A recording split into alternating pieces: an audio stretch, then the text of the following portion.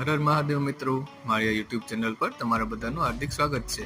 મિત્રો, આજે ગામમાંથી એક કોલ આવ્યો હતો કે કોઈ ઘરની અંદર કબાટની પાછળ કોઈ સાપ જોવા મળ્યો છે। તો હું ત્યાં ગયો અને જોયું તો ત્યાં કોમન ક્રેટ, જેને આપણે લોકો અહીંયા કારેત્રાના નામથી ઓળખીએ છીએ, આ જે સાપ છે તે આપણે અહીંયા જોવા મળતા મુખ્યત્વે 4 ઝેરી સાપમાંનો એક સાપ છે, જેની અંદર ન્યુરોટોક્સિન નામનું ઝેર હોય છે। મિત્રો, મેં તે સાપને સરળતાપૂર્વક રેસ્ક્યુ કરી અને તેને છેલ્લે ખુલ્લા વિસ્તારમાં આઝાદ કરી દીધો। મિત્રો, આવો સાપ ક્યાંય પણ જોવા મળે તો તેને મારવો નહીં। કોઈ પણ વાઇલ્ડલાઇફ વર્કર છે, ફોરેસ્ટ ડિપાર્ટમેન્ટ છે અથવા તો સ્નેક રેસ્ક્યુઅર છે, તેનો સંપર્ક કરવો। ધન્યવાદ મિત્રો। મારી આ યુટ્યુબ ચેનલને લાઈક કરો, શેર કરો અને સબસ્ક્રાઈબ કરો।